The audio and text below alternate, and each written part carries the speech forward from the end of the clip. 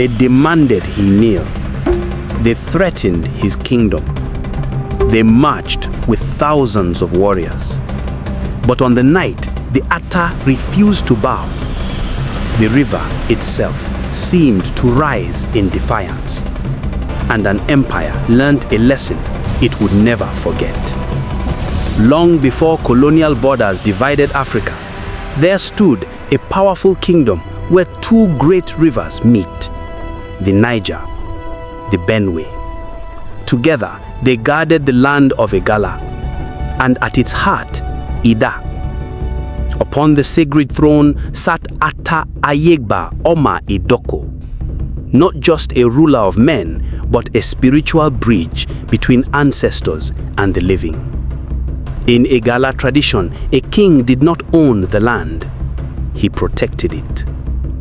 Ayegba was not raised in comfort alone. As a young prince, he trained in the forest. He learned the spear, he learned discipline. He learned that silence can be more powerful than noise. At dusk, he sat beneath ancient trees with elders. They spoke in proverbs. They spoke of patience. They taught him that a king must see beyond the present into consequences yet unborn. When his father joined the ancestors, mourning filled the palace. The weight of the crown descended. Ayegba would now carry the fate of Igala. Before chiefs and warriors, he was crowned Attah. Sacred rites performed, ancestral blessings invoked. The kingdom had a new guardian. But peace did not last. From the west, the mighty Benin Empire expanded. Its envoys entered Idah clothed in coral beads and confidence. They carried a message wrapped in authority. Submit to the Oba of Benin, pay tribute, or prepare for war. The royal court fell silent. Even the air felt heavy. Ayegba rose, calm, unshaken. He stepped forward and spoke words that would echo through history. The river that feeds the ocean does not beg the ocean to flow. Igala would not kneel.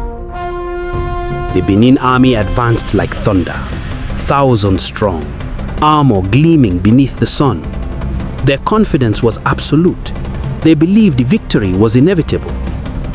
But Ayegba had prepared. Under the cover of darkness, Igala warriors struck. Arrows flew from unseen shadows. Supply lines burned. Then they vanished into the forest once more. The invaders grew restless. The Benin forces pushed toward the riverbanks. The ground looked firm, but beneath their armored feet, it shifted. Mud swallowed heavy boots. Formation broke. Confusion spread. Thunder rolled. Rain fell. The Niger surged violently beside the battlefield. Nature itself seemed to choose a side. By sunrise, the mighty Benin army was retreating. Igala warriors stood tall, spears raised. Their kingdom remained unbroken.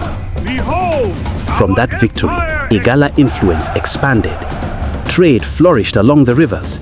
Its name carried weight across neighboring lands. Markets overflowed with yam and palm oil. Blacksmiths forged iron that traveled far beyond the Igala borders. The kingdom prospered. Masquerades danced in sacred festivals. Drums echoed into the night. The people celebrated not just survival, but identity. Ayegba ruled with balance, firm in justice, gentle with the vulnerable. He believed a kingdom's strength is measured by how well its weakest sleep at night. Years passed. Scars marked his face. Wisdom marked his face. Yet his spirit remained unshaken. At the riverbank one golden evening, he spoke to his son. Power is not the throne. Power is the trust of your people. The lesson was clear. Legacy is greater than authority. When the Attah joined his ancestors, the drums of mourning echoed across Igala land. But kings like Ayegba do not vanish. They become memory. They become pride. And when the wind moves across the river Niger at sunset, some say it still carries the spirit of the king who faced an empire and refused to kneel.